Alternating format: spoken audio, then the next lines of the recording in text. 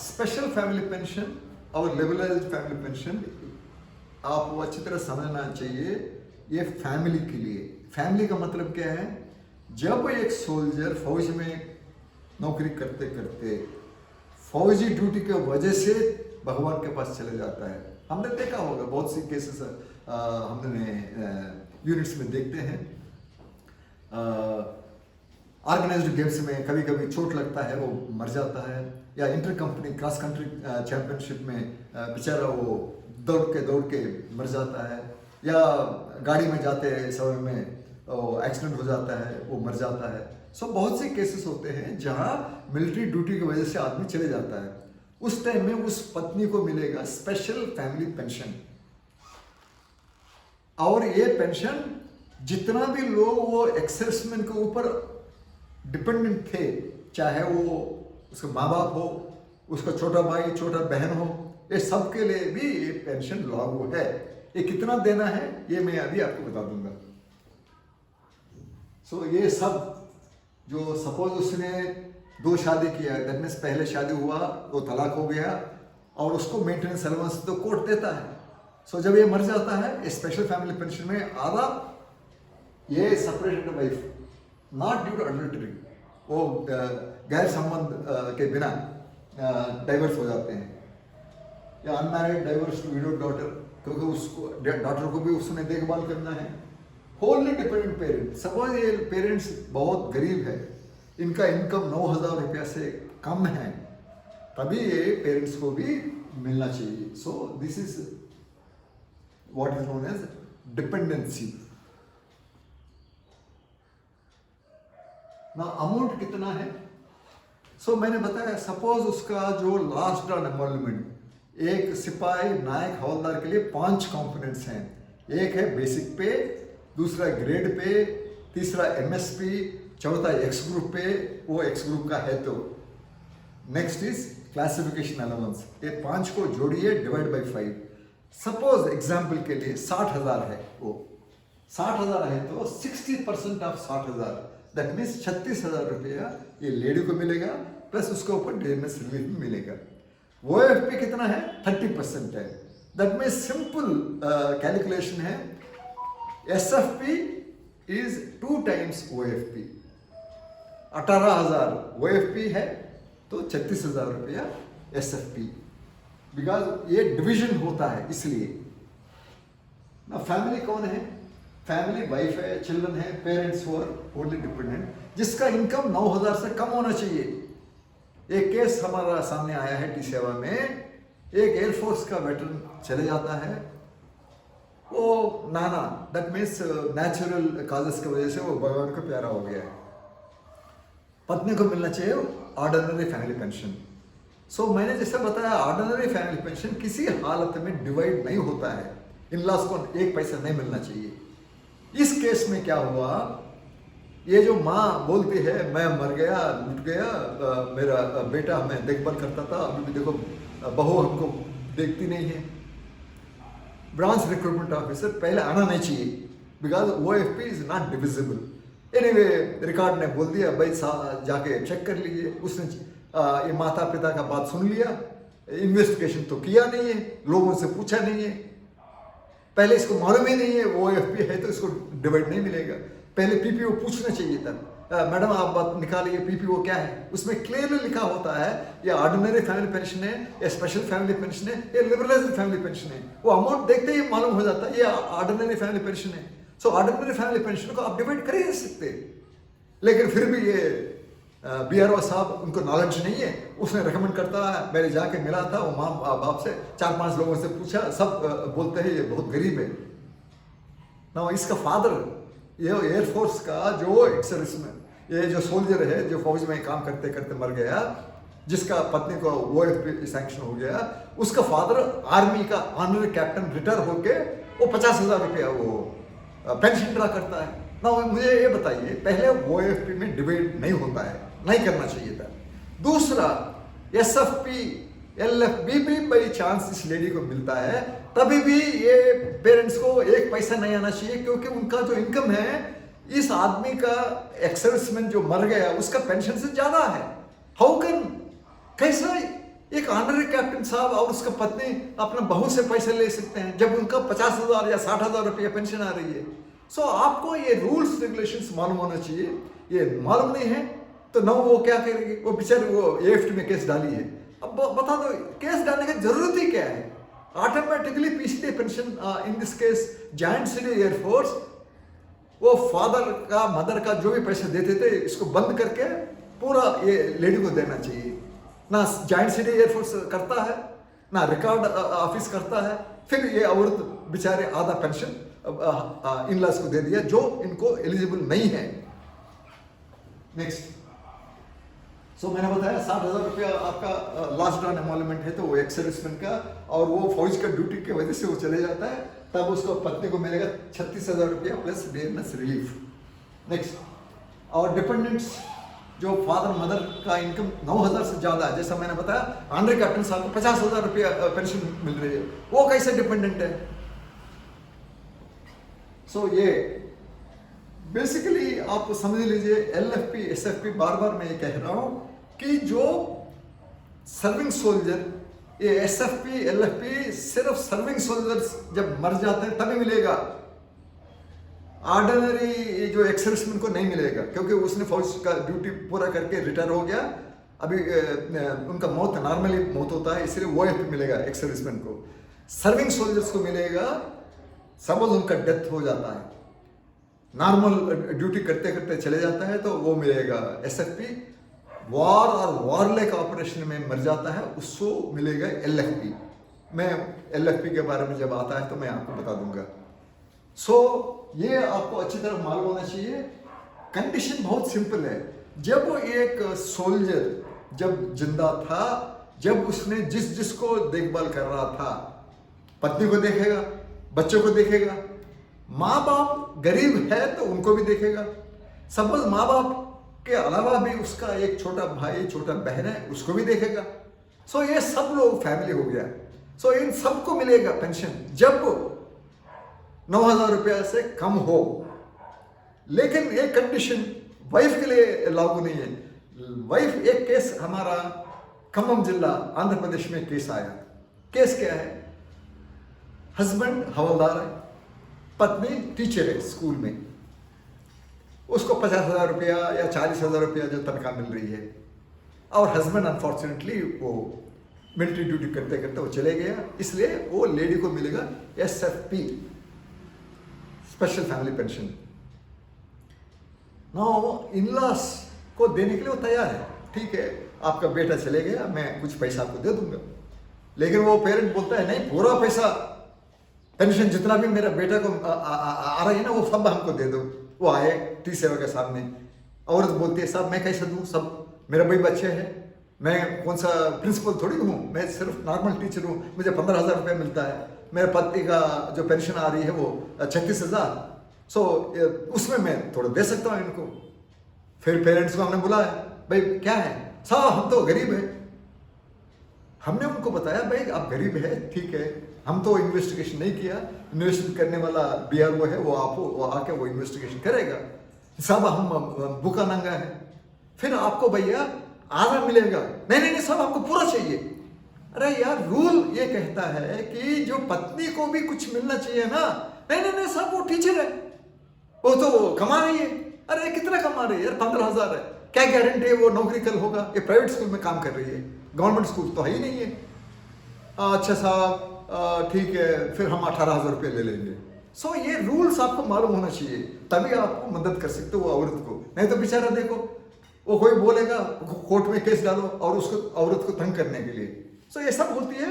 Be very careful when you talk of the special family pension या division of SFP हो या LFP हो। Next, सो मैंने बताया ना इनलिजिटिमेट चिल्ड्रन को भी मिलेगा।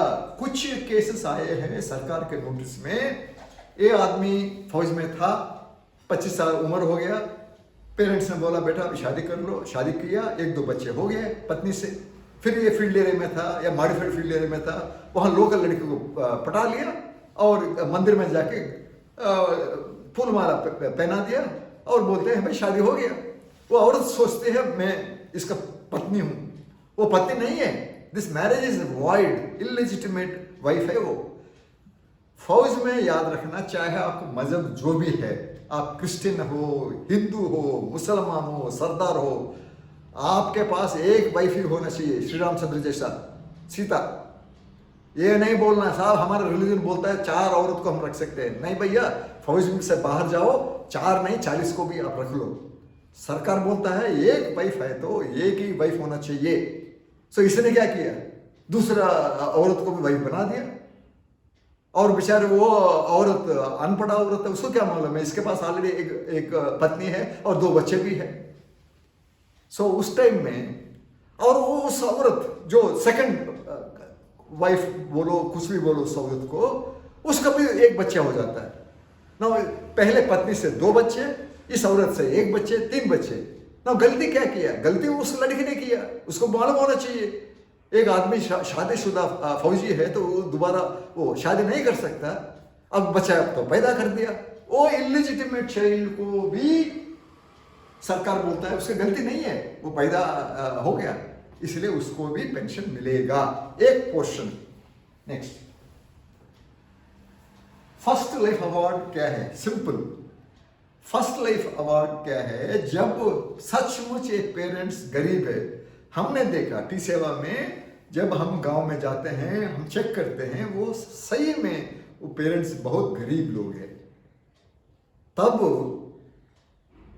ब्रांच रिक्रूटमेंट ऑफिसर को रिकॉर्ड ऑफिस रिक्वेस्ट करता है, साहब आप जाके चेक कर लीजिए, इस पेरेंट्स का बिल्कुल गरीब है, इनका कोई इनकम नहीं है। फिर वो चेक करके इन्वेस्टिगेशन करके डॉक्यूमेंट्री एविडेंस लेके फिर रेकमेंड करता है पीसीडी पेंशन इलाहाबाद को, भैया 50% औरत को दीजिए, 50% इनलॉ को दीजिए। सो जब वो इनलॉस या पेरेंट्स ऑफ एक्स-सर्विसमैन को जो मिलता है उसको बोलते हैं फर्स्ट लाइफ अवार्ड। मैं इधर ही सेकंड लाइफ अवार्ड का भी बाद में बताऊंगा। सपोज वाइफ थी, उसको आधा पेंशन मिल रही है एसएफपी, पेरेंट्स गरीब है, उसको भी आधा 50% मिला, बहुत अच्छा। लेकिन एक दिन एक पेरेंट चले जाता है, 2-3 साल के बाद वो उसका दूसरा पेरेंट भी चले जाता है। अब दोनों पेरेंट्स चले गए, फिर एसएफपी कहाँ जाएगा, एसएफपी जाएगा वाइफ को। लेकिन वो जो एक्स-सर्विसमैन का और एक भाई और एक बहन 15 साल 10 साल वाला है, उसको कौन देखभाल करेगा, पेरेंट्स तो चले गए। पेरेंट्स जब थे उसको 50% मिलता था, उस 50% से वो दोनों बच्चे को पालते थे ना, वो तो चले गए भगवान के पास, ये दोनों बच्चों को भी मिलेगा। इसको बोलते हैं सेकंड लाइफ अवार्ड। इतना कॉम्प्लिकेटेड है, मैंने आपको बता दिया। स्पेशल फैमिली पेंशन में एक चीज आप देख लीजिए, या लिबरलाइज्ड फैमिली पेंशन में यही है। मैं लिबरलाइज्ड फैमिली पेंशन में ज्यादा मैं टाइम वेस्ट नहीं करूंगा। It is same like SFP. Now T सेवा के सामने भी ऐसे केसेस आए हैं, सरकार के सामने भी ऐसे केसेस आते रहते हैं। क्या है, एसएफपी जिस औरत को मिलता है पेंशन ज्यादा है, जैसे मैंने बताया ना, डबल ओएफपी लेते सिर्फ 18,000 या स्पेशल फैमिली पेंशन 36,000, ज्यादा अमाउंट है। ये अमाउंट वो पेरेंट्स को भी देने के लिए, उस टाइम में इस औरत शादी कर सकती है। पहले में ओएफपी में शादी नहीं कर सकती है, ओनली वन कंडीशन में, वो चिल्ड्रन नहीं है तो सगा भाई से शादी कर सकता है। एक्स-सर्विसमैन का सगा भाई है तो, नहीं तो वो शादी नहीं कर सकती है। ना हियर क्या है, बहुत सी कंडीशंस टी सेवा के सामने भी आया है। औरत आती है, साहब मैं तो अभी मेरा उम्र है कितना 22 साल है, सो मैं इस आदमी से शादी कर लिया और मेरे बच्चे मेरे पास है, मैं मेरे बच्चे को मैं देखभाल कर रहा हूँ, क्योंकि वो जो है जिससे मैंने शादी हो गया, मेरा पति का वो अच्छा दोस्त था, उसने मेरे ऊपर दया करके शादी कर लिया, वो भी अच्छा आदमी है, मैं भी खुश हूँ, सो पूरा पैसा मुझे आ रही है। बिल्कुल सही है, बच्चे को देखभाल करने के लिए आपको मिल रही है एसएफपी। और मेरा इनलॉस ने बोला, भाई बहू आप आराम से रहो, हमारे पास पैसा है, हम जी रहे हैं, हमारे पास दुकान है, हमारे पास पेट्रोल पंप है, हमारे पास सिनेमा थिएटर है, जो भी है। सो पेरेंट्स को जरूरत नहीं है। सो पूरा special family pension LFB, suppose liberalised family pension है तो भी वो औरत को जाएगा। केसेस ऐसे भी आए हैं टी7 के सामने। पत्नी बोलती है साहब ये जो दूसरा आदमी को, जो मैंने बताया ना मेरे पति का हस्बैंड था, वो मेरा हस्बैंड का दोस्त था, बहुत अच्छा था शुरू में 2 साल बड़ा अच्छा था। अरे मेरा फ्रेंड का बच्चा है, वो मेरे बच्चे जैसा है, लेकिन बाद में साला वो उसने क्या किया, ये तो उसका बच्चे है, मेरा बच्चा तो नहीं है करके वो भगा दिया। मैं क्या करूँ साहब? उस टाइम में वो बच्चे को भी 50% ऑफ SFP मिलेगा, नहीं तो बच्चे कैसे जिएगा? जनरली हमारा जो समाज में क्या है, वो बच्चे चले जाते हैं उनका जो दादा और दादी के पास, ग्रैंड पेरेंट्स के पास जाते हैं। सो वो पैसा बच्चे के नाम से जो पैसा आ रही है वो जाएंगे वो ग्रैंड पेरेंट्स को, बच्चे को कोई ना कोई देखना है। But third case which is very very very rare, 0001 हजारों में हो सकता है एक होगा, ग्रैंड पेरेंट्स भी नहीं देखते, मदर भी नहीं देखती है, माता भी नहीं देखती है, और दादा और दादी भी नहीं देखते, फिर ये कहाँ जाएंगे? ऑर्फन हो गया। उस टाइम में 50% औरत को जाएगा, 50% ये बच्चों को जाएगा, एक बच्चे को जाएगा। उसमें चाहे वो बच्चा लड़की हो या लड़का हो, कोई फर्क नहीं पड़ता, sex is no criteria. Eldest को मिलेगा जब तक वो 25 साल ना हो, जब तक उसका शादी ना हो। फिर वो चले जाने के बाद जब वो इनएलिजिबल हो जाता है, उनको उम्र हो गया 25 साल या शादी हो गया, फिर नेक्स्ट बच्चे को मिलेगा।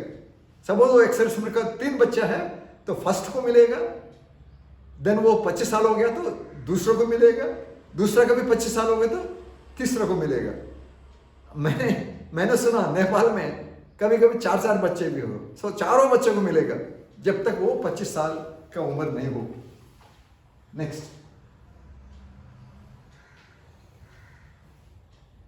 सो ये सब डिवीजन की बात है। एक बात याद रखना, पत्नी को भी जीना है, वो बच्चे भी जीना है, डिपेंडेंट पेरेंट्स भी जीना है। जब डिपेंडेंट पेरेंट्स का इनकम 9,000 से कम हो तभी उनको मिलेगा, नहीं तो नहीं मिलेगा। वो खुद अमीर है तो ये बहू को जो पेंशन आ रही है 36,000, ज़्यादा अमाउंट नहीं आजकल, वो कैसे जिएगी? सो ये आपको अच्छी तरह समझ में आना चाहिए। Wife will always get SFP if उनका जो इन लॉस आर वेल ऑफ, जिसका वो दोनों गवर्नमेंट एम्प्लॉइज है तो उसको नहीं मिलेगा। हैंडीकैप्ड चाइल्ड मेंटली और फिजिकली लाइफ लॉन्ग मिलेगा। अनमैरिड डाइवर्स्ड विडोड डॉटर है तो एक्स सर्विसमैन का या सोल्जर का SFP LFP याद रखना सिर्फ सोल्जर को मिलेगा, नॉट फॉर एक्स सर्विसमैन।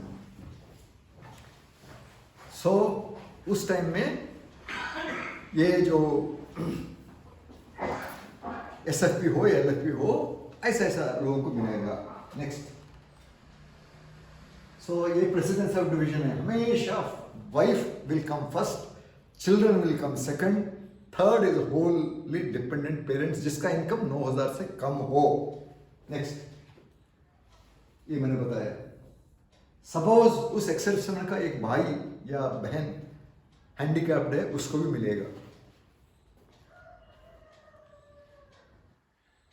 मैंने ये बता दिया, जब शादी होने के बाद वो बच्चे को देखभाल करेगी तो पूरा मिलेगा SFP। सपोज वो बोलते हैं मैं नहीं देख सकता बच्चे को, फिर बच्चे को आधा मिलेगा, ये लेडी को आधा मिलेगा। सपोज उनका इन लॉस, ठीक है, वो हमारा पोता पोती है, हम उनको देखभाल करेंगे तो फिर वो पैसा, बच्चे का जो पैसा है वो दादा दादी को मिलेगा। जब वो मर जाते हैं फिर वो बच्चे को मिलेगा।